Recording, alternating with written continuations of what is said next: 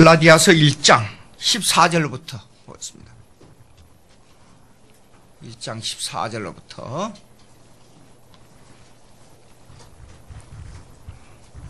17절까지 14절로부터 17절까지 교독하겠습니다. 내가 내 동족 중 여러 영갑자보다 유대교를 지나치게 믿어 내 조상의 전통에 대하여 더욱 열심히 있었으나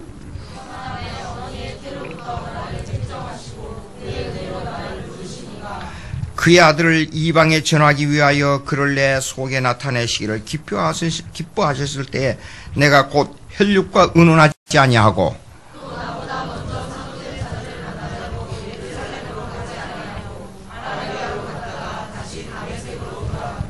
네. 오늘은 이게 택정의 교리에 대해서 좀 얘기하겠어요. 하나님이 나를 예정했다. 그 말에는 그 단 한마디밖에 없어, 예정. 그런데 이거는 엄청난 그 교리가 들어있어요.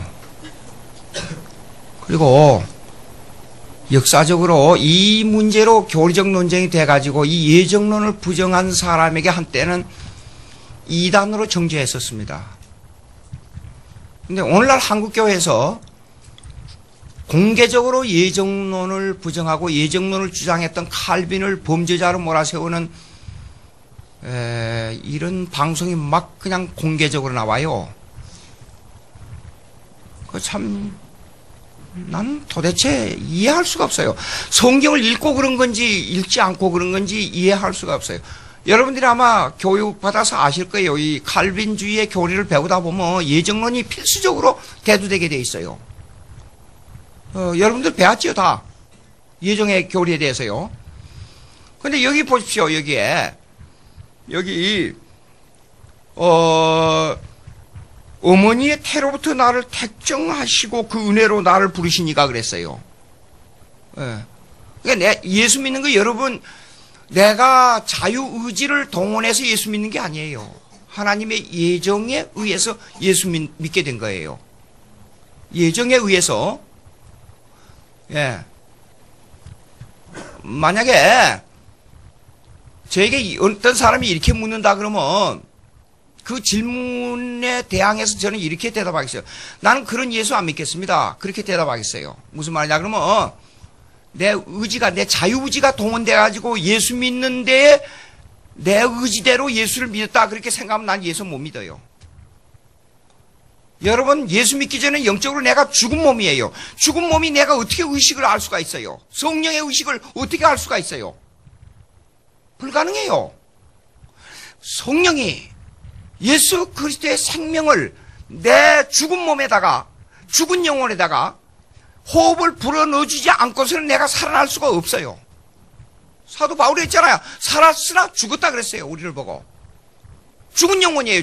죽은 사람에게 성령께서 2000년 전에 십자가에서 이루신 예수 그리스도의 십자가의 은혜를 나는 전혀 모르는데 성령이 내 심령 속에다가 불어넣어져서 그 새 생명을 깨닫고 알게 된 것이지 내 자유의지로 아는 게 아니에요.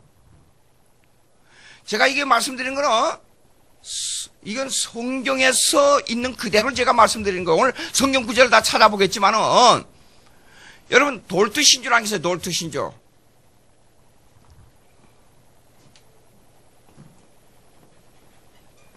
돌트 신조. 이 돌트 신조는 뭐냐 그러면 예정론에 그걸 제가 책 낸 거 있는데 그걸 이 개혁파 신학 개혁주의 교리의 신앙 고백서 그 한 500페이지 돼요. 그런데 역사적으로 신앙 고백서를 모두 다 사도신경부터 전부 모집해서 그걸 만들어 놓은 걸 원문에서 번역한 내용들이에요. 근데 그 속에 돌트 신조가 있어요. 17세기의 돌트 신조. 돌트 신조는 뭐냐면 예정론이냐? 예정론에 있어서 인간의 자유의지냐? 예정론이냐 하는 교리를 다루는 것이 돌트 신조였어요. 그 신조. 그 신조에 뒤에 5가지의 배경이 있어요, 배경. 그 배경 5가지가 뭐냐? 지금 소개하겠어요.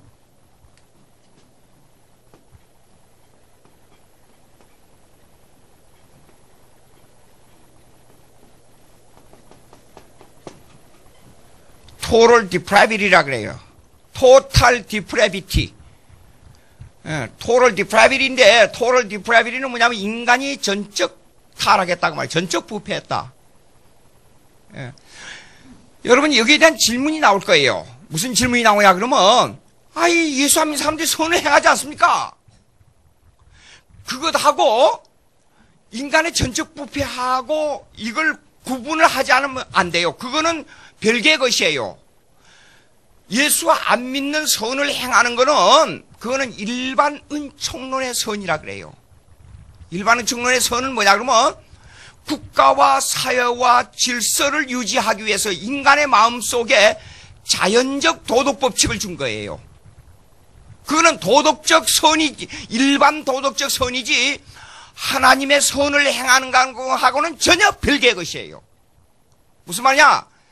Total depravity라고 하는 말은 무슨 말이냐면 내 자력으로 하나님의 선에 전혀 도달할 수 없다고 말이에요. 이것이 인간의 전적 부패예요. 전적 타락. 로마서 3장 10절 한번 읽어보세요. 로마서 3장 10절. 앞으로 넘어가 보세요. 앞으로.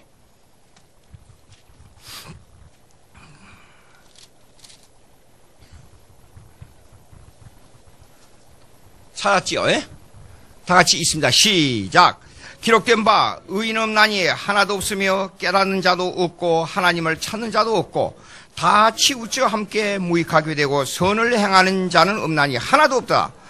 그들의 목구멍은 다 같이 그들의 목구멍은 열린 무덤이요 그 혀로는 속임을 일삼며 그 입술에는 독사의 독이 있고 그 입에는 저주와 악독이 가득하고 그 발은 피 흘리는 데 빠른지라 파멸과 고생이 그 길에 있어 평강의 길을 알지 못하고 그들의 눈 앞에 하나님을 두려함이 없느니란 것 같아요.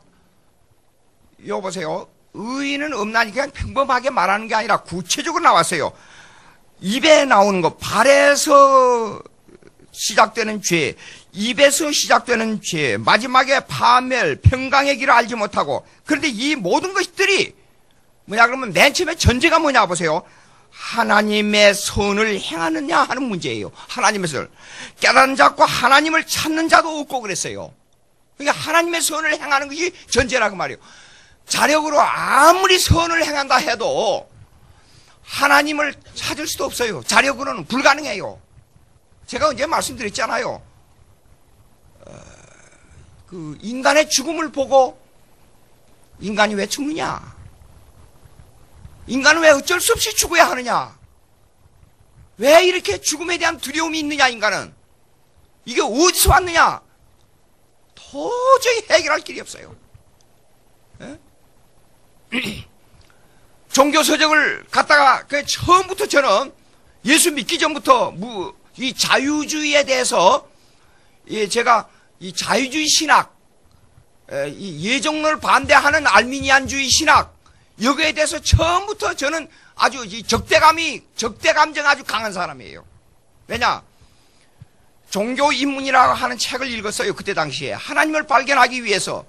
근데 처음에는, 이거 뭐가 잡힐 것 같다. 그런데 계속 읽어가는데 아무리 읽어도 이거는 잡히지 않고 더 혼돈만 하고 머리가 그냥 막 빠개질 것 같아요. 전혀 잠을 잘 수가 없어요. 근데 그 사람이 누구냐? 그 책을 그때 당시에는 몰랐어요. 신학교 들어가기 전이니까. 에밀 무르너가 지은 책이에요. 근데 융성범 교수가 감리교 신학대학 융성범 교수가 번역한 거예요. 그 에밀 무르너가 지은 책을 읽으면서 하나님을 찾으려고 그렇게 했는데 그 책 속에 하나님이 없어요. 하나님을 무지하게 말하는데 하나님이 없어요. 찾을 길이 없어요. 그래서 도대체 이게 뭔가? 몸부림을 친 거예요. 근데 나중에 알고 보니까 이 사람이 칼 마르크스의 제자예요. 자유주의 신학자 칼 발트의 제자예요. 예? 그러니까 내가 발트 설명했죠. 여기 와서 한 2, 3년 전에요. 예. 그러니 처음부터 예수 믿기 전인데도 제가 하나님을 찾으려고 몸부림을 치는데 내 자력으로 안 되는 거예요. 그런데 자유주의 신학을 접하고 보니까 자유주의 신학이 나를 더 막 머리를 아프게 만드는 거예요. 여러분, 진정으로 영원한 생명에 대해서 몸부림을 치고 찾으려고 그러면 아무리 힘들고 어려워도 성경으로 돌아오는 길밖에 없어요. 성경으로. 그러니까 보십시오. 하나님을 알 수 있는, 하나님의 존재나 알 수 있는 능력이 인간에게 안 믿는 사람도 있어요. 로마서 1장 보여요. 1장으로 돌아가서요.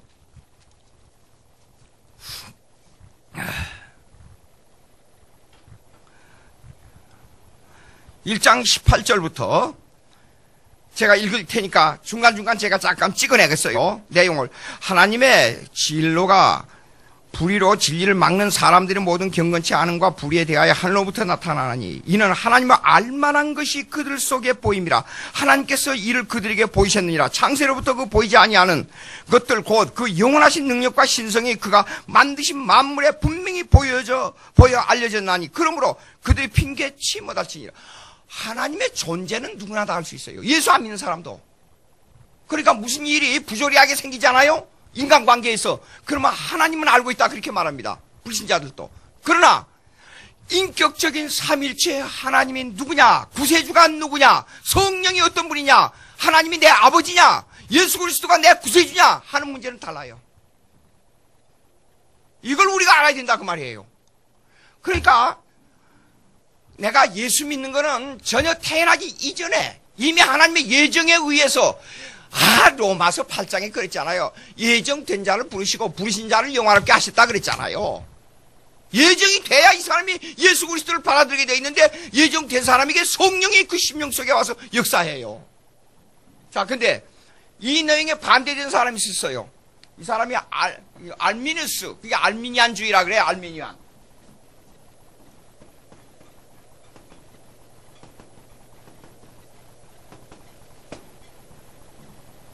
이걸 알미니안이즘, 알미니안주의라 그래요. 알미누스라는 사람이. 이 사람은 인간의 자유를 강조했어요. 인간의 자유. 자유를 강조하는데 예수 믿는 사람이고 안 믿는 사람이고 다 자유가 있어요. 예? 마음대로 움직이는 자유. 그 자유를 강조하는데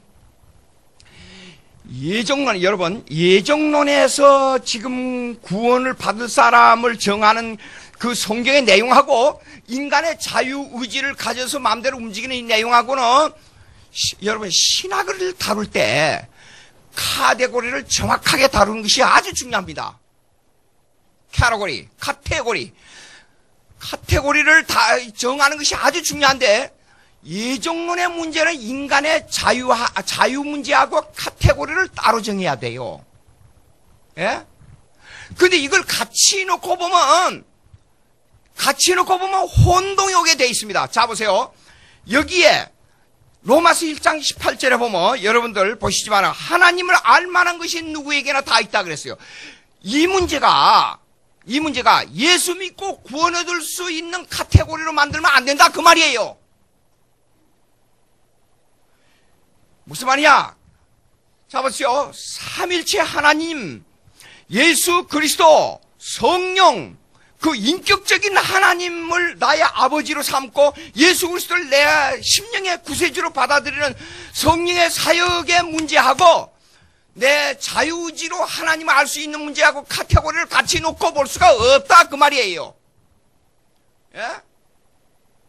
그런데 인간의 자유, 그러다 보면 그걸 카테고리를 같이 놓고 보면 내 자유의지를 통해서 예수님을 받고 안 받고 내가 거절할 수도 있고 받아들일 수 있다 하는 자유의지를 강조하게 되면 이건 성경에서 어긋나 버린다 그 말이에요.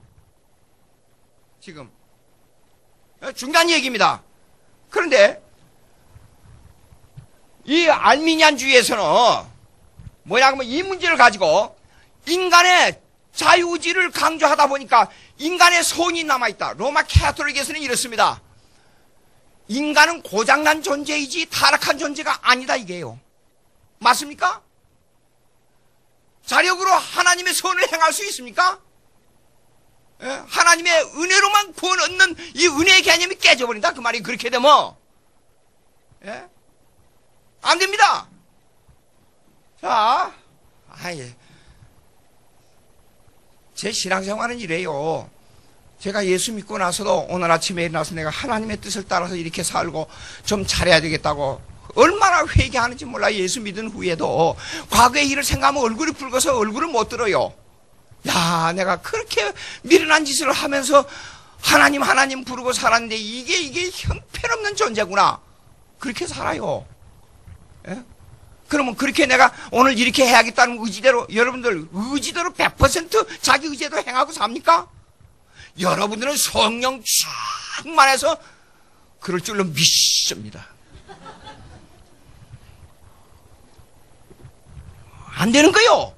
성령이 역사하니까 그나마도 성령이 내 가르침을 주셔서 내가 회개하며 하나님을 사랑하고 하나님을 알고, 야, 내가 이렇게 부족한데 그나마도 하나님이 내 자녀로 삼았기 때문에 이렇게 나에게 하나님을 부르게 할 수 있는구나. 그나마도 그렇게 하지. 자기 마음대로 자유의지로 가지고 난 그 자유의지를 통해서 하나님을 이렇게 받아들일 수가 안 받을 수가 하는 사람들 얼마나 예수 잘 믿는지 한번 비교해 보자고요. 자보자고요. 그러니까 이렇게 보여졌다. 이거는 일반적으로 하나님의 존재는 알 수 있어요. 그러나 예수 그리스도를 받아들이는 문제는 다르다고 말이에요. 그래서 인간은 전적으로 타락했기 때문에 근본적으로 하나님 예수 그리스도를 자력으로 믿을 수 있는 힘이 없어요. 이걸 말하는 겁니다. 한번 봅시다. 로마서 3장 10절 아까 읽었는데 거기 보세요. 그러놓고 그 다음에 두 번째는 무조건적 선택이에요. 무조건적 선택, unconditional selection.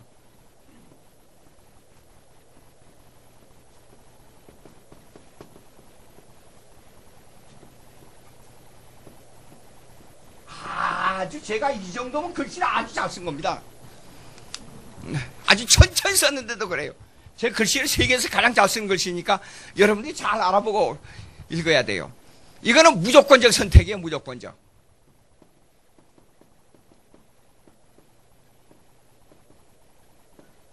무슨 말이냐면 이 사람을 보니까 선을 행하고 아주 선한 요소가 남아있고 이 사람은 앞으로 하나님을 위해서 이렇게 참 선한 일을 하겠구나. 그래서 내가 이 사람을 예수 믿도록 해야겠다. 그렇게 선택하는 게 아니고 그냥 그런 거 조건이 없이 그냥 예수 믿을 사람 안 믿을 사람을 딱 갈라서 예수 믿을 사람 딱 선택한 거예요. 그 성경에서 옛날부터 아주 정확하게 예수님이 이랬습니다. 아브라함과 이삭과 야곱의 하나님이라고 했어요. 근데 언약을 포함하고 있어요. 그 속에. 언약은 이렇습니다. 하나님의 주권적 약속이에요. 조건 없는 선택입니다. 예? 언약의 교리는 17세기 이후에부터 생겼는 아주 활발하게 논쟁이 됐는데 이 언약의 교리는 아무 조건, 너가 잘잘못이 필요 없어. 너의 행위가 뭐 좋고 나쁘고 필요 없어. 그냥 그거는 몰라요. 우리 하나님의 마음을. 하나님 왜 나 사랑했습니까? 뭐 유행가 가사에 뭐 사랑이 뭐 어쩌고저쩌고 그러는데, 예. 우리 사람 다 사랑의 조건이, 제가 볼 때는요, 미국에서 참 사람이랑 좀 묘합니다. 목회할 때 의사 부인이 우리 교회에 나왔어요. 근데 머리가 아주 똑똑해요. 근데 여자가 생긴 건 남자 같고, 그냥 말도 막 그냥, 목소리도 막 왁왁왁왁 그렇게 하고, 근데 아주 곱사다하게 생긴 남편 의사는 저런 여자가 제 속으로 말하면 큰일 납니다.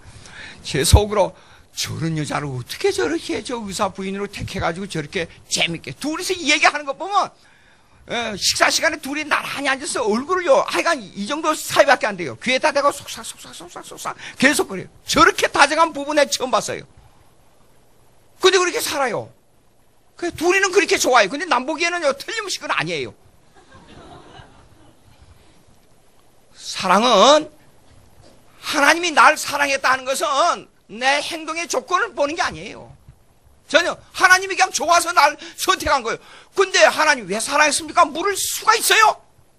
불가능한 거예요. 조건 없는 선택이라.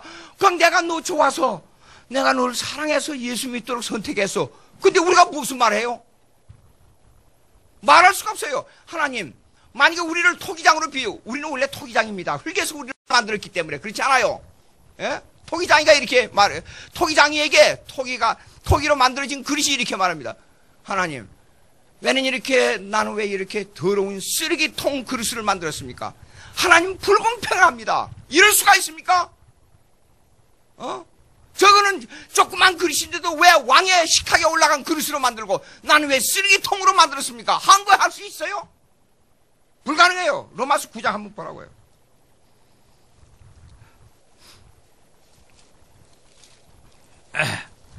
로마서 9장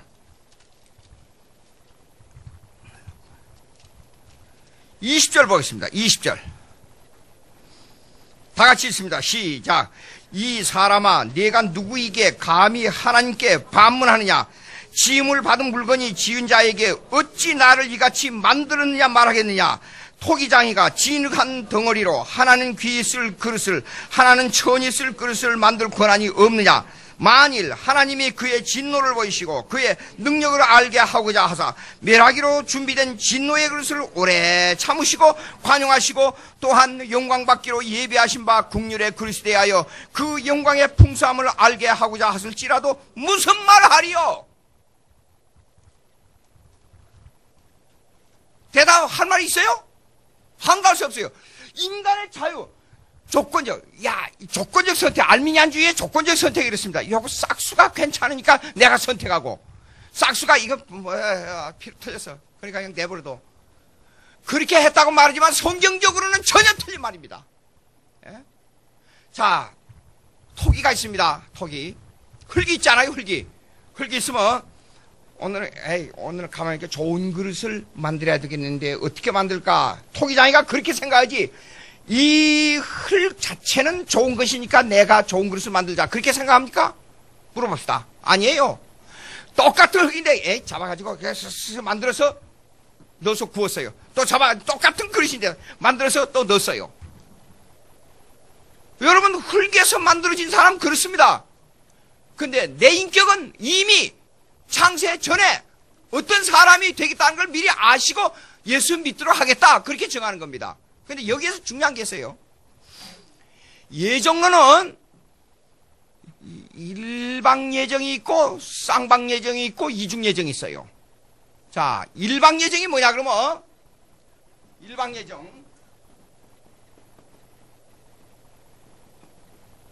이거 생각하면요 정말로 은혜스러워요. 그 다음에 이중 예정이 있어요. 그 다음에 쌍방 예정이 있어요. 요 내용을 지금 설명하는 겁니다. 로마서 얘기요. 일방 예정은요, 그림으로 그러면 이렇습니다. 이렇게 돼 있잖아요? 사람들이 이렇게 있어요. 사람들이. 그러면 일방 예정은 뭐냐, 그러면 다 아담 안에서 범죄했으니까 다 죽을 사람들이에요. 그런데 내가, 이 마이크를 또 가까이 해야죠. 예. 자, 일방 예정은 뭐냐, 그러면 이겁니다. 이게 다 죽었는데, 이 사람 예수 믿을 사람을 선택했다. 요거 일방 예정이에요. 그건 성경적이 아니에요. 예. 발트의 이중 예정이 뭐냐면 발트는 이중 예정이에요. 발트는 신학이 제가 요새 또 읽고 또 읽고 또 읽는데 그의 교리학 말씀의 신학이라는 책만 해도 한 권이 2000페이지 가까이 돼요. 그 중간중간 읽는데 보면 굉장히 말이 복잡해요. 어렵고. 근데 발트는 이중 예정이 온 인류를 다 예정했어요.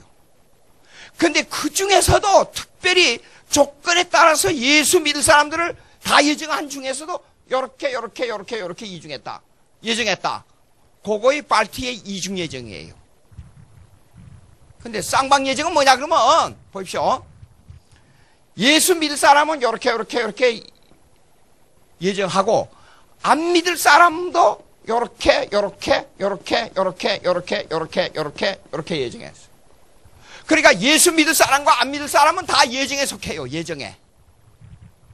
근데 안 믿을 사람은 안 믿도록 예정하고 믿을 사람은 믿도록 예정했어요. 그걸 쌍방 예정이라 그래요. 그럼 여기 보자고요. 성경에요. 23절에 보니까 영광 받기로 예비한 자 한 바 국률의 그릇에 대하여 영광의 풍성함을 알게 하였을지라도 무슨 말하여. 이거는 쌍방 예정 중에 우리 믿을 사람을 두고 하는 말이에요. 근데 22절 봅시다. 만일 하나님의 그 진노를 보이시고 그의 능력을 알고자 하여 멸하기로 준비된 진노의 그릇을 오래 참으시고 관여하시고. 그러니까 멸하기로 결정됐어요. 그러니까 안 믿을 사람은 멸망시키고 진노하기로 결정됐고, 믿을 사람은 영광 받기로 결정됐어요. 양쪽 다 예정입니다. 그럼 안 믿을 사람을 왜 태어나게 했느냐? 안 믿는 이 일을 하면서 하나님의 뜻을 이루어요. 하나님을 반대하면서 하나님의 뜻을 이루어요. 로마의 제왕들이 기독교를 엄청 300년 동안이나 핍박했기 때문에 기독교인들이 전부 흩어져서 세계 종교로 된 거예요. 만약 안 그랬으면 예루살렘 팔레스타인 지역에 머물러 있었을 거예요. 예. 한국의 기독교가 선교를 하기 위해서 과거에 우리 한국에 수많은 선교자들을 냈어요. 그 믿음이 아니면 전도가 안 돼요. 전도가. 그러니까 안 믿는 사람들을 통해서 기독교의 일을 하도록 만들고, 믿는 사람은 믿는 대로 하나님의 뜻을 이루게 해요. 그것이 뭐냐 그러면 쌍방예정이라 그래요. 우리가 예수 믿는 사람을 그냥 하나님께 믿는 사람만을 존재하는 그런 교회관의 하나님만 아니고, 하나님은 전 우주를 섭리하시는 하나님이에요. 그 교리를 신적 작정의 교리라 그래요. 신적 작정. 디크리.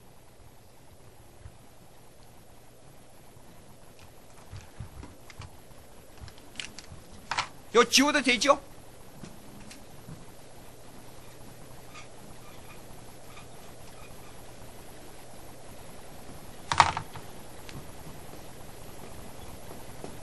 신적 작정의 교리라 그래요. 요 신적 작정의 교리는 여기는 택정이라 그랬죠. 택정. 택정은 개인의 구원에 중점되는 단어예요. Unconditional Selection. 개인의 구원에 중점되는 교리인데, 디크리는 뭐냐면 만물에 대한 하나님의 계획이에요. 이거는 만물에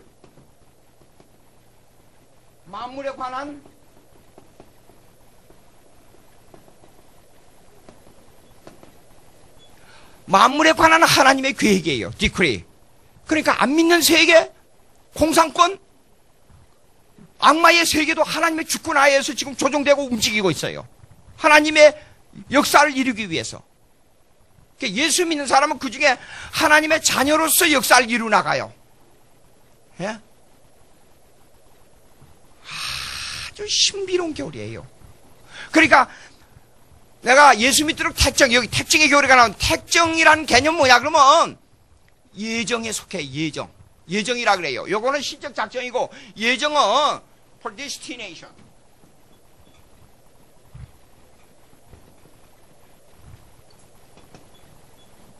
요거는 예정이라 그래. 예정. 신적 작정하고 예정하고는 그 뜻이 굉장한 차이가 있어요. 예정은 내가 예수 믿느냐 안 믿느냐 하는 교리에 속하는 거예요. 그러니까 예정은 어떤 거에 해당되냐 그러면 예수님, 천사, 인간에 해당되는 거예요. 교회관에 해당되는 교회론에. 예정은. 예? 근데 모든 역사의 중심이 예정의 역사의 중심이에요. 교회 중심의 역사예요. 우리가 현실적으로 생각해봐요. 한국이 이렇게 발전될 수 있는 나라의 조건은 거의 없어요. 하나의 조건이 있어요. 대학 졸업생이 우리 한국이 세계에서 최고예요. 대학 졸업생이 많기로. 거의 다 대학 들어가요. 다행인 것은 정말로 하나님의 은혜 감사해요. 왜 감사하느냐? 우리가 옛날에 대학 다닐 때는 초등학교에서 중학교 들어갈 때 3분의 2가 떨어졌어요. 떨어진 게 아니라 안 가고 많았어요. 중학교 시험 보러 가니까 한 반이나 떨어져요. 시험 치고 나서도. 예. 그때 400명인가 얼마인가 모집했는데 제가 45등으로 입학했다 그러니까 와, 굉장히 성적이 좋다고요. 그 지역에 한 20개 초등학교 학생들이 모여들었으니까. 그러더라고요. 그리고 중학교에서 고등학교 올라갈 때 3분의 2나 또 떨어졌어요. 그 지역에서 고등학교 두 반밖에 안 뽑았어요. 근데 400명 학생 중에서 두 반 120명밖에 안 됐어요. 그러니까 얼마나 많이 떨어졌어요. 대학을 간다는 것은 전혀 생각을 못 했어요. 그냥 오직 했어요. 우리 부모님을 다 속이고 나 혼자 가서 대학 시험을 봤잖아요. 아예 안 보내. 이제 그만 이제 집에서 너무 힘드니까 이제 그만 가라고. 그랬었어요. 그런데 반세기 만에 이렇게 엄청난 발전을 했어요. 한국이요. 이게 우리 한국은 인적 자원밖에 없어요. 자, 삼면이 바다로 돼 있어요. 무역을 할 수 없는 나라예요. 무역이 대단히 힘든 나라예요. 교류가 아주 힘든 나라예요. 근데 참 다행. 여러분 깊이 한번 생각해 보세요. 다행인 것은 지금은 전자통신이 발달돼 가지고 여기에 가만히 있어서 전화기 하나만 가지고 전 세계의 소식을 다 알고 여기서 몇 개만 누르면 그냥 세계 다 전화할 수 있는 이런 나라 세계가 됐어요. 그러니까 한국이 발달될 수 있는 조건이 되는 거예요. 예? 또 자원이 우리 한국에서 가장 자원이 약해요. 북한 통일되면 자원이 좀 있어요. 그 자원이 아주 약해요. 그러니까 우리 한국은 어쩔 수 없이 기술로 가지고 세계에 진출할 수밖에 없어요. 기술로. 그러니까 기술로 가지고 나가야 돼, 기술로. 미국에서 차를 타서 운전을 해보니까 이러더라고요. 아, 그랜저가 그렇게 좋아요, 차가. 벤츠는 저리 가라요. 우리 애가 엔지니어가 돼가지고 회사에 좋은 차를 타고 다닌다고 그러면서 BMW 750을 또 가지고 왔는데 그거 운전하니까 진짜 좋긴 좋더라고요. 그런데 별 생각 없이 무슨 일이 있어가지고 옆에 우리 교회 다른 교회 성도님이 오셔가지고 제가 그 그랜저를 한번 운전하게 됐어요. 벤츠 750보다도 훨씬 승차감이 좋아요. 고속도로를 달려보니까.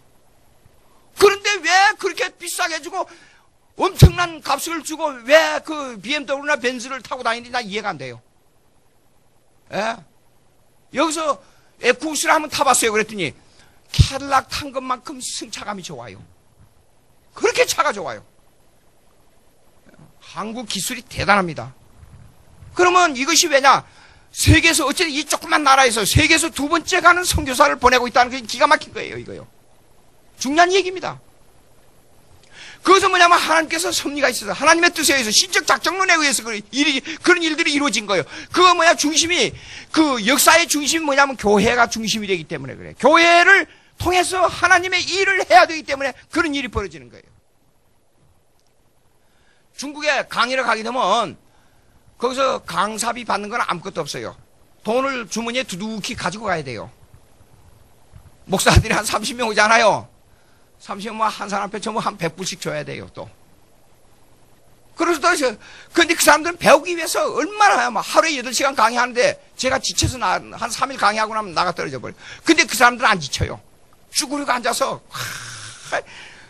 조금 가다가 잘못되면 다시 말씀해 주시오. 막 적고 계속 그래요. 중국의 복음이 지금 나가느라고요. 예?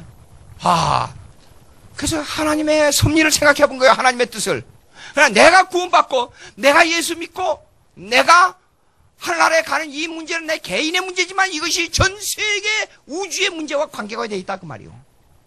그래서 그 중심이 예정론이 중심이에요. 예정론이.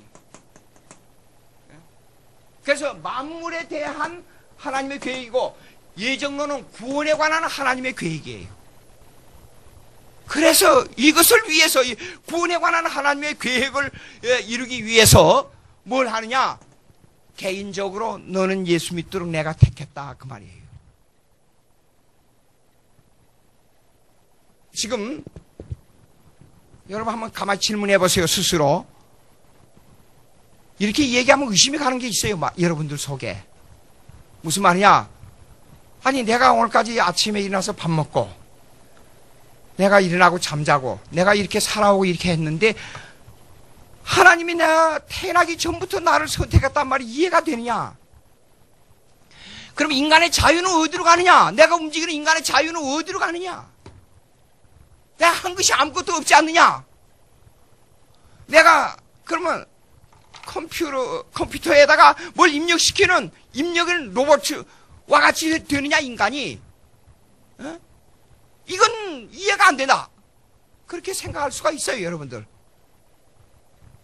근데 조금 있으면 보입시다. 그 다음 그래 놓고 세 번째 보세요, 세 번째. 이거 두 번째 했지요? 세 번째가 뭐냐, 그러면 limited atonement. 이걸 갖다 제한적 속죄라 그래요. limited. 세 번째. 이거 좀 지워야 되겠어요. 잠깐만 기다리세요.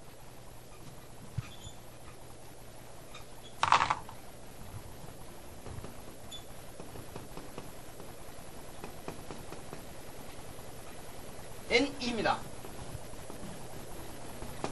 Limited Atonement. 제한적 속죄라 그래요. 제한적 속죄.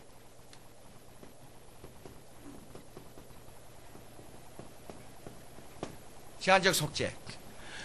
이건 뭐냐, 그러면 이런 뜻입니다. 하나님이 예수 믿을 사람과 안 믿을 사람은 이 세상이 만들어지기 전에, 여러분 태어나기 전에 정해놨어요. 정해놨는데 이 정해놓은 외에 어떤 사람도 예수 믿을 사람이 안 믿는 사람 쪽으로 가고 안 믿을 사람이 믿는 사람 쪽으로 가는 일은 한 사람도 없다 그 말이에요. 다시 한번, 우리가 태어나기 전에 하나님이 예수 믿을 사람과 안 믿을 사람을 딱 정해놨어요.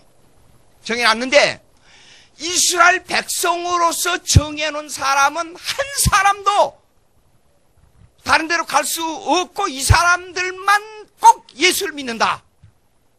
안 믿을 사람은 반드시 이 사람들은 지옥 가도록 정해놨는데 이 사람이 예수 믿는 쪽으로 올 수 있는 길은 전혀 없어요. 그걸 갖다가 제한적 속죄라 그래요. 여러분이 생각할 때 의심이 가고 질문이 나올 수 있을 겁니다. 이 질문에 대해서 여러 가지 질문이 있어요. 가장 중요한 건 세 가지 질문이 있어요. 세 가지. 그러면 하나님은 인간의 자유를 박탈한다 얘기해요. 1.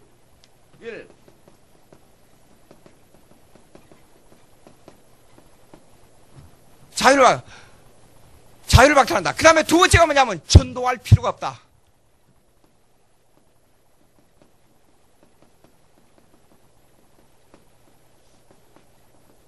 전도할 필요가 없다. 전도의 무용론이 나와요. 전도의 무용론.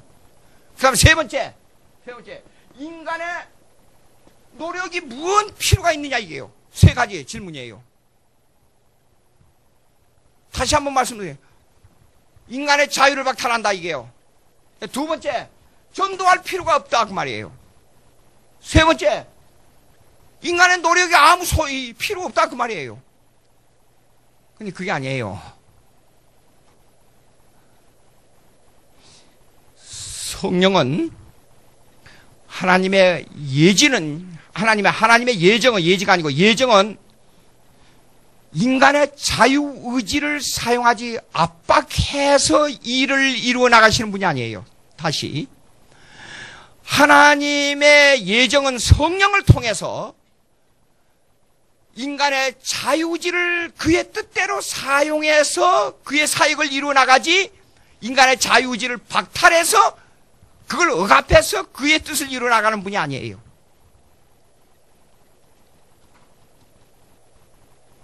여러분들 하고 싶은 거 마음대로 하세요. 열심히 해야 돼, 열심히. 근데 생각해 보세요, 여러분들. 삶을 살면서 생각해 보세요. 내 편에서 모든 일을 생각하면 안 됩니다. 예? 물어봅시다. 여러분 태어나고 싶어서 태어났어요? 태어나기 전에 이미 택정됐기 때문에 여러분이 이 세상에 태어난 것이지, 내가 한국 땅에서 남한에서 그래서 중국이나 북한에 가봐요. 아이고 하나님, 천만 다행으로 남한에서 태어난 것이 얼마나 감사한지 몰라요. 가봐요. 이야, 이런 데서 태어나지 않는 걸 미국 가서 살면서 내가 왜 미국 사람을 안 태어났을까 그런데 천만의 말씀. 예수 잘 믿는 한국에서 태어나니 얼마나 감사한지 모르겠어요. 예. 대통령이라는 생각을, 여러분, 내가 대통령 국회의원 한번 돼봤으면 내가 옛날에 그런 생각 많이 했어요. 천만다행인 것은 하나님, 내 직업을 이렇게 허락해 해주시니 감사합니다. 그런데 가면 예수 잊어버려요. 생각을 해보세요. 이 땅에서 우리가 사는 삶은 반드시 하늘나라에 가서 계산됩니다. 목사를 했다고 해서 상 많이 받는 게 아니에요. 이게 목사도 내 인기나 찾고 내 영광이나 받고 하는 목사와 내가 어떻게 하면 하나님의 영광을 위해서 일을 해야 될까 하는 목사와는 엄청난 차이예요. 예? 이걸 갖다 뭐냐면 동류라고 그래. concurrence. 이 단어를 이렇게 성령이 인간의 의지를 살려가면서 자유의지를 살려가면서 일하게 하신다. 여러분들 하고 싶은 대로 마음대로 해요. 근데 보자고요. 여러분 뜻대로 하고 싶은 대로 다 했는데 여러분 뜻대로 다 된 거 있으면 말씀하세요. 내가 의지 결정한 대로 다 됐다고 확실 있게 말할 수 있으면 저한테 질문해 보세요. 심지어는 고등학교 대학생들한테 가서 질문해도 그 대답을 못해요. 자기 마음대로 하고 싶으면 나 서울대학 가서 1등으로 졸업하고 그 다음에 하버드대학에서 1등으로 졸업하고 한국에 돌아와서 대통령 돼가지고 세계를 휘어잡는 대통령이 한번 되고 싶다. 예? 여러분 인물사를 더 읽어봐요. 반기문 3대 인물 근래에 10여 년 전에 나왔던 책들이 있어요. 근데 그 안철수 씨에 대한 이야기, 반기문 사무총장에 대한 이야기, 또 여러 가지 이건희 씨에 대한 이야기들이 나와요. 그걸 자세히 읽어봤어요. 공통점이 있어요. 공통점이. 하나의 목표 지향적이에요. 예? 그런데 중요한 게 있어요. 그 중에 내가 발견한 게 있어요. 그 중에 실패도 많았고 어려움도 많았고 거기에 대해서 굴곡이 심했어요. 보니까 목표 지향적이지만 처음부터 잘 돼야 할 텐데 왜 그런 일이 있어요?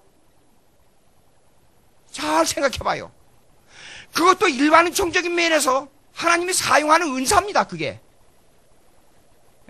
그런데 어떤 사람은 꿈을 가지고 있는데 되는 사람이 있고 어떤 사람은 안 되는 사람이 있어요. 왜 그래요? 그거는 하나님의 뜻이기 때문에 그래요. 그래서 concurrence,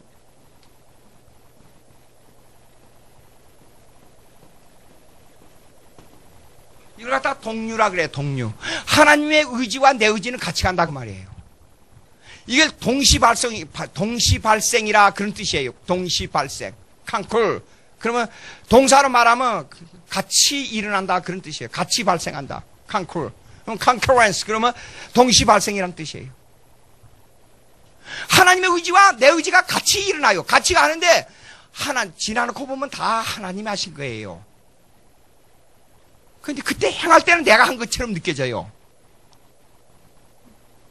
근데 지나놓고 보면 하나님이 하셨는데 왜 당시에는 내가 한 것처럼 느껴지느냐? 그런 내 의지 속에 하나님이 내 자유의지를 허용적으로 사용했기 때문에 내가 한 것처럼 느껴져요. 근데 지나놓고 보면 다 하나님의 뜻인데 왜 그러냐? 그건 하나님의 큰 테두리 속에서 하나님의 뜻을 우리 각자를 통해서 성령이 작용해서 이끌어가기 때문에 그래요. 그래서 이 카테고리, 신학을 정리하는데 이 카테고리를 잘못 정하게 되면 혼돈이 돼버려요. 그러니까 알미니안주의자들이 이 카테고리를 제대로 정하지 못하니까 어떤 문제가 생기느냐? 자유로, 내가 예수님을 내 자력으로 믿을 수 있고 내 자력으로 안 믿을 수 있고 이런 자유의지를 강조하게 된단 말이에요. 성경은 안 그런데. 예? 분명히 보세요. 성경에 구약의 인물들을 보게 되면 자기 마음대로 행한 것이 나타나요. 근데 결론적으로 결과를 보자고요. 반드시 하나님의 뜻대로 했어요. 자, 얘기하자고요. 백성들이 우리에게 왕을 세워주십시오. 그러니까 하나님이 세워줬어요. 너희들 그래 너희들 마음대로 한다고. 근데 사울을 세웠습니다.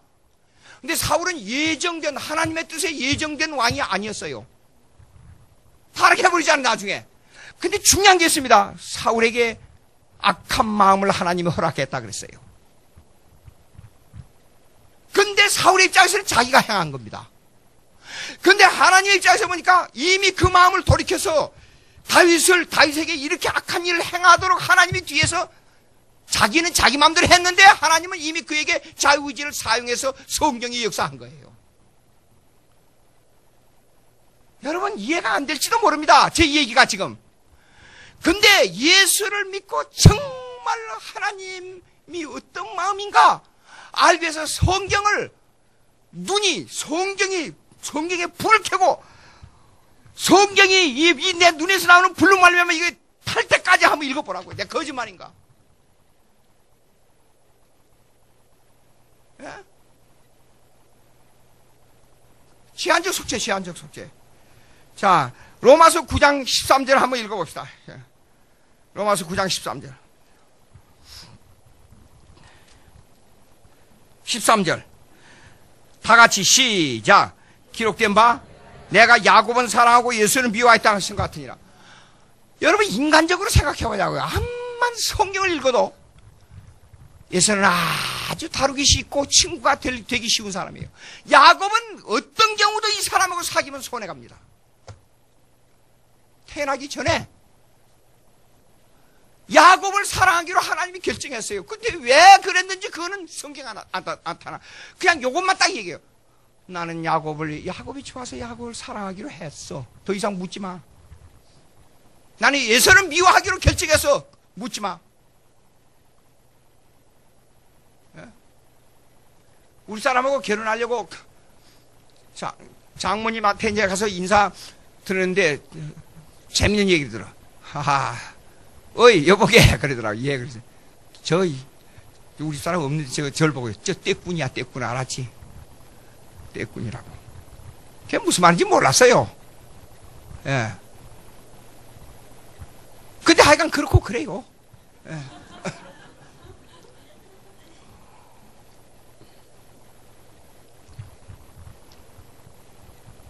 지나고 삶을 살면서 가만히 느끼는 게 있어요. 아, 내가 우리 사람을 참 잘 만났다 그런 생각을 해요. 보십시오. 요렇게 보니까 그 사람을 통해서 나아갈 수가 있더라고요. 아, 무슨 일을 의견 대립이 되잖아요. 되면 남자의 근성이 때문에 내가 잘못했단 말 안 합니다. 돌아가서 가만히 생각해보니까 아하, 내가 이런 문제에 내가 결점이 있었고 내가 이런 것이 있었구나 하는 것을 알게 돼요. 기가 막힌 거예요. 그러니까 얼마나 하나님이 잘 알고 그 사람을 나에게 붙여줬어요. 기가 막힌 일이에요. 예? 자, 시편 89편 3절 한번 보세요. 시편 89편 3절. 시편 89편 3절. 시편 89편 3절.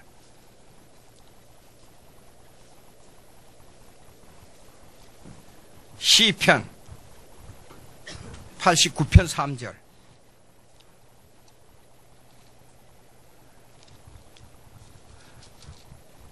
다 같이 있습니다. 시작. 나는 내가 택한 자와 언약을 맺으며 그 종 다윗에게 맹세하기를 내가 내 자손을 영원히 경고히 하며 내 왕위를 대대 세우라 하시나요.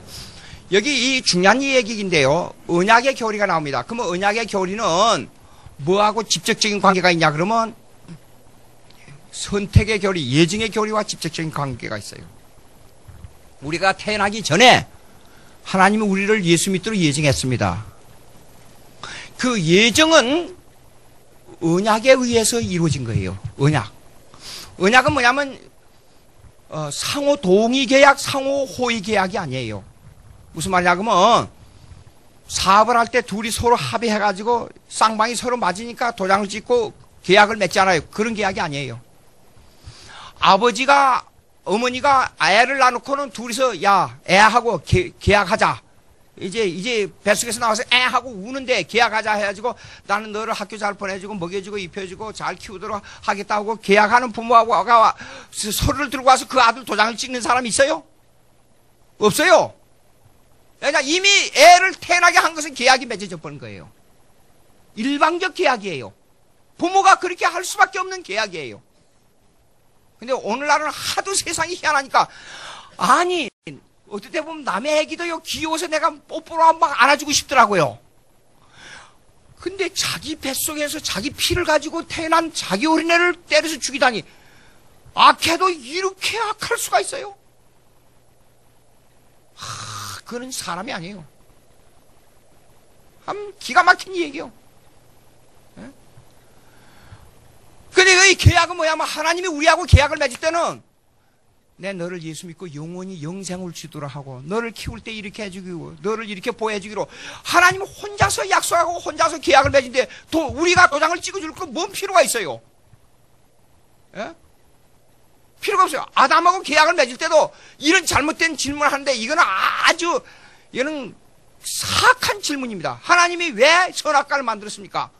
안 만들었으면 범죄하지 않겠습니까? 그런 사악한 못된 건방진 질문을 한단 말이에요. 생각을 해보십시오. 동산에서 일하지 않고 마음대로 먹고 살 수 있도록 만들어졌어요. 범죄할 수 있는 범죄하지 않고 스스로 하나님께 영광을 돌리고 하나님과 교제할 수 있는 인간의 이 능력을 줬어요. 자연을 마음대로 다스릴 수 있는 능력을 줬어요. 자연의 만물을 이름 지을 수 있는 능력을 줬어요. 참. 그러고 나서 하나만 하지 말라. 선악과 그 동산 중간에 나무 이것저것 다 해놓고 이거는 먹지 말고 이건 먹고 이거는 먹지 말고 이거 먹고 그런 줄 알아요? 다 모든 실과 다 먹되 동산 가운데 그것만 먹지 말라 그랬어요. 다 버리고 그거 하나 딱 따먹었어요.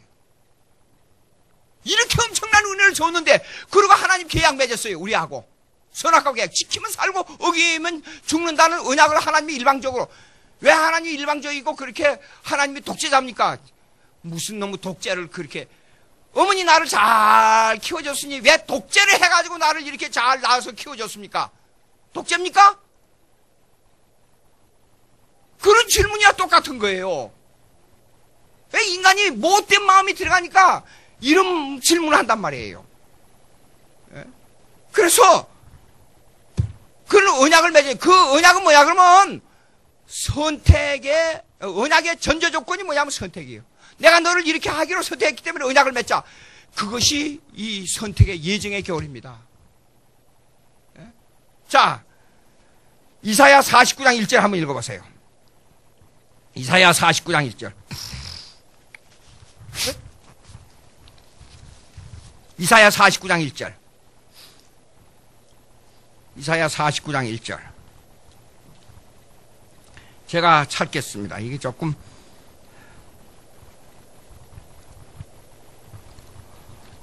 여러분 찾았지요? 예? 예. 49장 1절 맞는가? 예, 맞습니다. 다 같이 읽습니다. 시작. 섬들아 내게 들으라. 먼고 백성들아 귀를 기울이라. 여호와께서 태에서부터 나를 부르셨고 내 어머니의 복중에서 내 이름을 기억하셨으며. 그러니까 내 이름 짓고 태어나고 뭐 하는 것이 다 하나님의 예정 가운데 들어있어요. 택정 가운데 들어있어요. 그러니까 한가할 수 없는 거예요. 내가 태어난 자체도.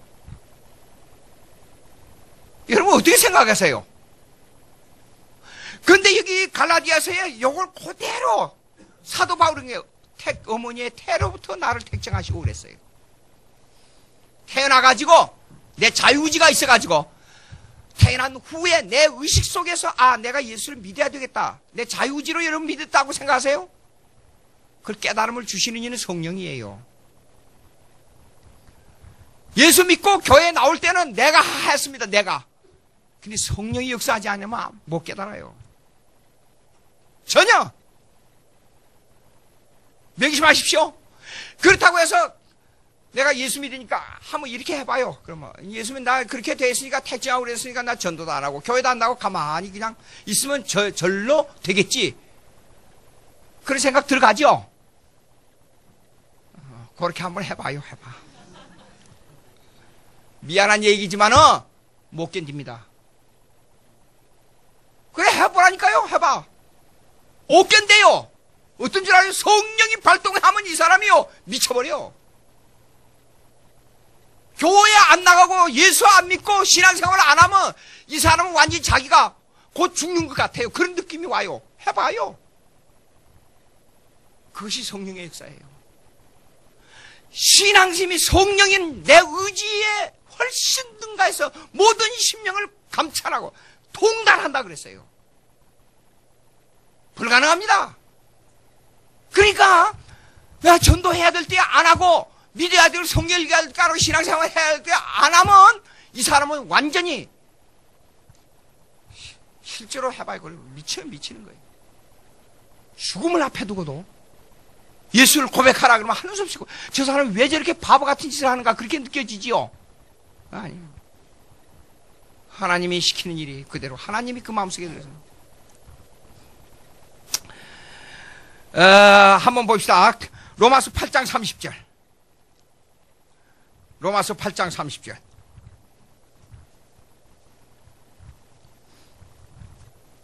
아, 30절. 다 같이 시작. 또 미리 정하신 그들을 부르시고 부르신 그들을 의롭다 하시고 의롭다 하신 그들을 또한 영화. 그러니까 예정한 자를 예수 믿도록 구원론에 들어가면 이랬습니다. 구원론에 들어가면 맨 처음에 예정된 자를 하나님이 불러온다 그랬어요. 근데 그 불러온 중에 외적 소명과 내적 소명이 있어요. effectual calling, effective calling. 효과적인 소명이라 그래요. 효과적인 소명이 뭐냐면 하나님의 말씀이 나에게 영의 양식으로 들어오는 걸 갖다가 effectual calling, 효과적인 소명이라 그래요. 이미 구원이 이루어지고 있는 거예요. 그 부르심 자를 의롭다 하시고 의롭다 하신 자를 영화롭게 하셨다 그랬어요. 그러니까 예정이 아니면 불가능해요. 예정돼야 돼요. 이거 택정의 결이에요. 이거요. 전혀. 예? 여러분 배가 되니까 제가 이렇게 마음대로 설명할 수가 있어요. 그럼 뭐라고 이제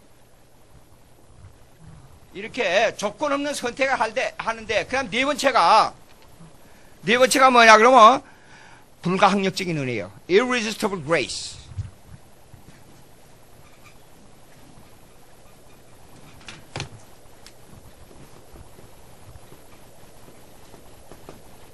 Irresistible grace.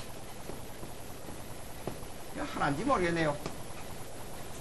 저기 항거할 수 없는 은혜라고 말이에요. 아까 제가 말씀드렸어요 이미. 예수 안 믿고 예수 꼭 믿어야 되는데 안 믿고 교회 생활 안 하고 신앙생활 안 해. 그냥 해봐. 되는가? 하나님이 예수 믿기로 딱 정해놨잖아요. 정해놓은 사람은 성령이 강권적으로 역사하니까 이 사람은 예수 안 믿고는 못 견뎌요. 불가항력적. 이 은혜를 안 받을 수가 없어요. 반드시 받게 돼요. 그러니까 내 자유의지대로 움직이는 것 같지만 내 자유의지가 당신은 모르지만 지나놓고 보면 전혀 하나님의 역사에 의해서 움직여.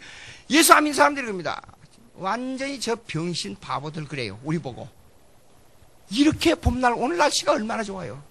가서 놀고 재미있게 지내야 되는데 그것도 옷을 새 옷으로 갈아입고 아침에 일어나서 얼마나 정성을 쓰고 가서 헌금하고 교회 가서 시간 보내고 그 뭐하러 그렇게 좁은 데 가서 그렇게 그런 바보가 시간 낭비하고 오느냐고 그래요. 예수 어쩌다가 제가 미국에서 목회할 때 이랬어요. 김창영 장로님이 있었어요. 만약에 유튜브 나가면 아마 그 장로님이 이 얘기를 듣고 웃을 거예요. 아마 이걸 보시면. 근데 그 부인이 심경자 권사님인데 신앙이 아주 좋아요. 근데 가족에 급한 일이 있어가지고 주일날 가야 되겠다고 저한테 이 얘기를 하고 올라갔어요. 급하다 보니까 도저히 안 되겠으니까 주일날 떠난 거예요. 그런 일을 할 때 조심하시기 바랍니다, 여러분. 위험합니다. 가다가 피곤하니까 겨울 물가에 있으니까 좀 쉬어야겠다고. 근데 내려가다가 일이 생긴 거예요. 물가로 내려가는데 바위 미끄럼틀에 내려가다가 미끄러져가지고 미끄러져서 바위에 돌에 부딪혀가지고 막 여가 깨지고 난리가 났어요. 그래서 엎어지면서 그 권사님이 그런 거예요. 아, 오늘날 주일날 교회를 버리고 이런 데 갔구나. 그 생각이 엎어지면서 그 생각을 한 거예요. 네. 생각을 해보세요. 여러분, 우리 주위에 일어난 아주 작은 일들 있잖아요. 교회 생활하면서 작은 일들이. 근데 이거는 이치가 아닌데 이런 일이 벌어졌어요. 이건 분명히 사고가 안 나는데 사고가 났어요. 안 나야 될 입장인데 사고가 났어요. 왜 그렇습니까, 여러분? 그 속에는 항거할 수 없는 하나님의 은혜가 포함되어 있다는 걸 알아야 돼요.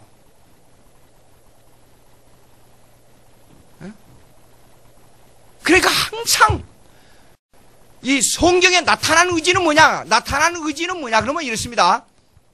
말씀에 따라 신앙생활, 말씀에 순종하라. 이게 나타난 의지예요.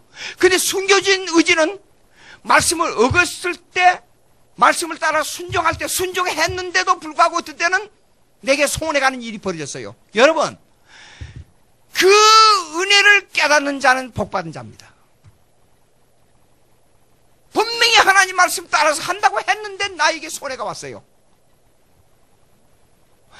어떤 때는 하나님의 말씀을 어겼는데 나에게 이런 일이 왔어요. 하나님의 은혜는, 하나님의 뜻은 내가 생각하는 정반대 방향에서 올 때가 많이 있어요. 그런 일들은 뭐야? 항거할 수 없는 하나님의 은혜가 그 속에 들어있다는 걸 꼭 명심해야 됩니다. 어쩔 수 없이 하나님의 뜻대로 되게 돼 있어요. 어쩔 수 없이. 예?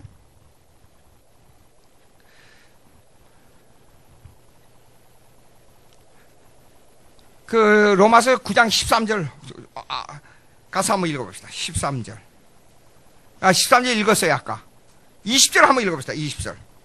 20절도 읽었네 보니까. 이사야 49장 1절. 이사야 49장 1절. 읽었어요? 예레미야 1장 5절. 예레미야 1장 5절.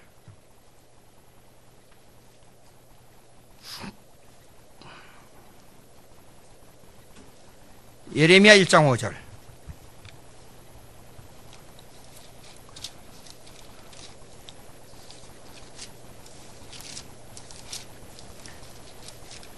찾았어요? 예, 다 같이 있습니다. 시작.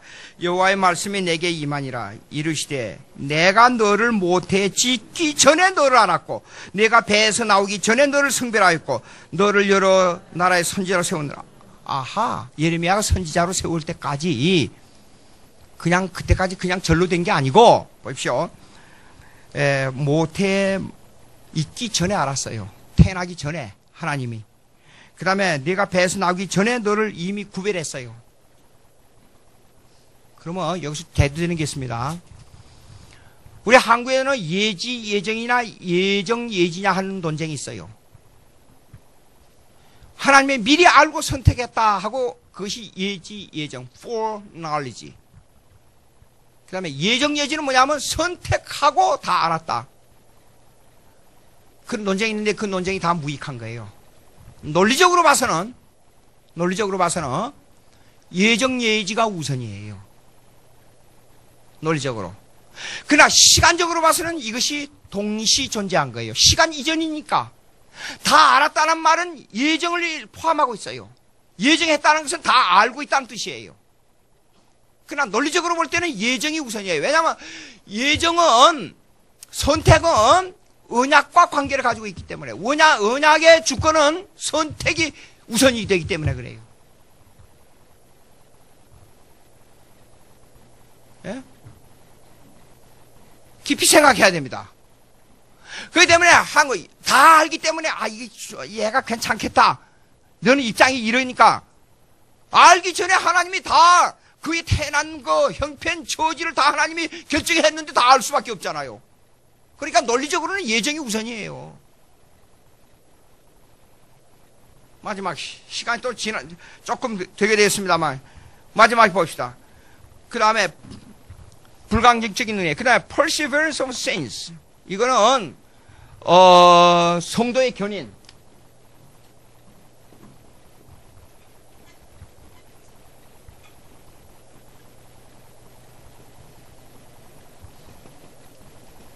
성도의 견인. 이건 한가하다는 뜻이에요. persevere 그러면. 오래 참는다 그 말인데 이 원뜻은 이렇습니다. 원뜻은 한 번 예정된 자는 아무리 타락할지라도 반드시 하나님이 구원을 놓치지 않는다 그 말이에요. 다시 한번. 한 번 예정된 사람에게는 아무리 타락할지라도 결단코 구원을 거둬가지 않는다 그 말이에요. 얼마나 안심돼요. 어떤 사람이 이래요. 예정은 하나님의 은혜가 없다 그러더라고요. 거꾸로 말하는 겁니다. 예정은 머지않는 하나님의 은혜입니다. 생각해 보십시오. 내가 하나님을 알 수 없어요. 내 자력으로. 하나님의 은혜로 구원받았다 하는 것은 예정이 아니면 은혜로 구원받았다 말이 성립이 안 되는 거예요. 예?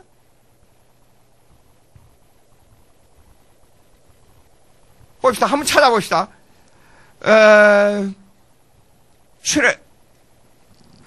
출애굽기 3장 13절 14. 아니 그건 좀 너무 시간이 가서 안 되겠어요. 이사야 48장 9절. 이사야 48장 9절.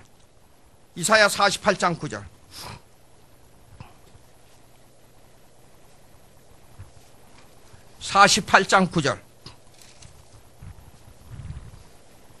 다 같이 있습니다. 시작. 내 이름을 위하여 내가 노하기를 더디할 것이며 내 영광을 위하여 내가 참고 너를 멸절하지 아니하리라. 자 보세요. 왜 이스라엘 백성들이요 하나님을 그렇게 괴롭혔어요. 도저히 말 안 듣고. 근데 내가 너를 멸망시키지 않아. 왜 그런 줄 알아? 예? 내 영광을 위하여 내가 참고 너를 멸망시키지 않아. 나 때문에 그래. 너희들 때문에 그런 게 아니야. 여러분 마음대로 범죄해봐요. 결단코 성령이 여러분의 마음을 회개시키는가 안 시키는가. 반드시 회개하게 해요. 왜냐? 하나님의 영광 때문에 그래요. 그 다음에 읽어봅시다. 시작. 10절. 보라 내가 너를 연단하였으나 은처럼 하지 아니하고 너를 고난의 풀무풀에서 택하였노라. 아, 고난의 풀무에서 택했다 그랬어요. 이스라엘 백성이 잡혀갔어요. 고난당했어요. 바빌론에서 심하게 고난당했어요. 그러나 결단코 그들을 다시 구원해냈어요. 다 같이 11절 시작. 나는 나를 위하여 일을 이룰 것이라. 어찌 내 이름을 욕되게 하리로 내 영광을 다른 자에게 주지 아니하리라. 왜 그런 줄 알아요? 예수 믿고 구원 얻게 하는 것은 하나님 자신을 위해서 그런 거예요. 나를 위해서 그런 게 아니에요. 여러분들 가만히 저녁에 자기 전에 하루의 생활 한번 보라고요. 하나님과 얼마나 깊은 교제를 했어요. 하루 동안에. 항상 생각해봐요. 예수 믿는다 그러면서 예수 이름 말하면서 생활을 점검해 보라고요. 아무것도 주님 앞에 한 게 없습니다. 그런데 하나님의 영광을 위해서 여러분을 사용하는 거예요. 예?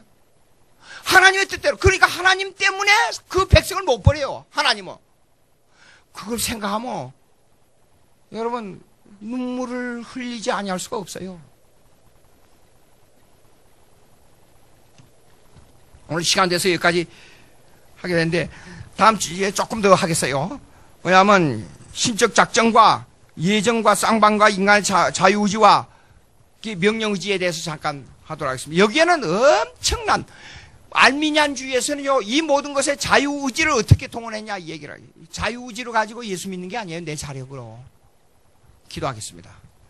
하나님 아버지 감사합니다. 오늘 또 저희들에게 모태 태어나기 전부터 나를 택정했다는 주님의 은혜를 생각하고 우리가 깊은 은혜에 빠져서 하나님에게 감격한 신앙생활을 할 수 있도록 저희들을 붙들어 주시옵소서.